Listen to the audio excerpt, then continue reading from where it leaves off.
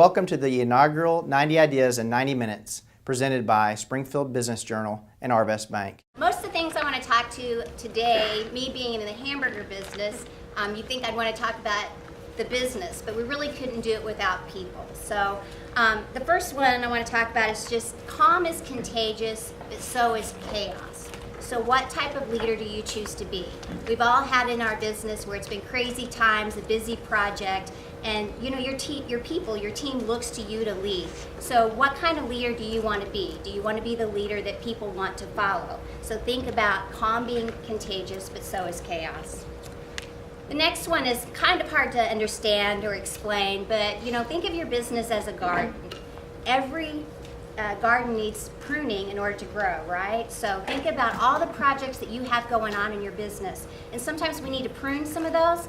Maybe they're all great, important projects, but are they the best projects that's really going to get your business to grow? And that's hard to do when they're our own ideas and our own projects. So sometimes you have to get your team involved to help you identify what are the best projects, prune the rest so you can cultivate that success within your business. When you're developing your annual goals or having your performance reviews and sharing your business goals for the year, I think it's important to also discuss personal goals with those key employees. You know, what do they want? Is it something to do with well-being, education efforts? Maybe they have a family goal that they're working on. Check in with them throughout the year, because when you develop people personally, their professional growth will grow as well. And when you manage a large number of employees, it's difficult to get to everyone. And so empower some of your key influencers, those key employees, to really get out there and show that empathy and care and concern. Be your voice, but also allow them to be the voice of the employees and get that information back to you so that you feel like you can have those touch points with your entire group. Clarity. I think clarity is very important in any business. And everybody needs a North Star. You can empower people, but if they don't have enough direction, that empowerment does no good. So think about, three questions. What am I doing? Why are we doing it? And how do I fit in?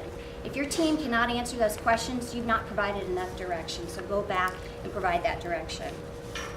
In today's workforce, we have more generations than we've ever had before. Sometimes anywhere from 5 to 6 generations. And we all know you can't motivate or communicate to an 18-year-old the way you can to an 80-year-old. So you've got to identify your audience and be able to adapt your communication and your motivation based on that employee. Also, identify who your desired customer or client is, as well as maybe your desired employees, and market to them first. We also want to develop a great relationship with gatekeepers at a business. How many times have you, maybe you're in sales and you called on a business and you can't seem to get to the right person? Being nice to that receptionist or that person that answered the phone, kindness will get you a long way. So I encourage you to make sure that you always have that great relationship with a gatekeeper in the business. And then, leadership, it's really not a position. It's really a behavior. I always feel like you have to practice humility and balance that with optimism. When you practice optimism and you have the humility to be able to admit you're not the smartest person in the room, but surround yourself with those smart people and allow them to help be part of the decisions. Okay, have you heard any of that?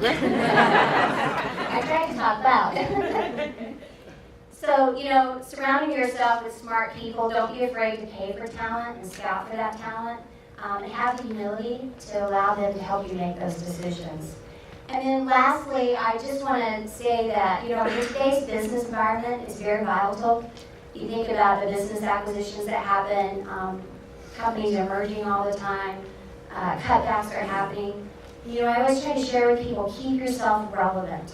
You don't want to be that person that they can live without. So if it means seeking additional education, keeping your skills current, also just being adaptable to change is going to get you to be that person when that new buyer comes in for that business or that new boss is going to be able to say, you know what, you can't live without that person. And you want to be that type of person. So always stay relevant to business.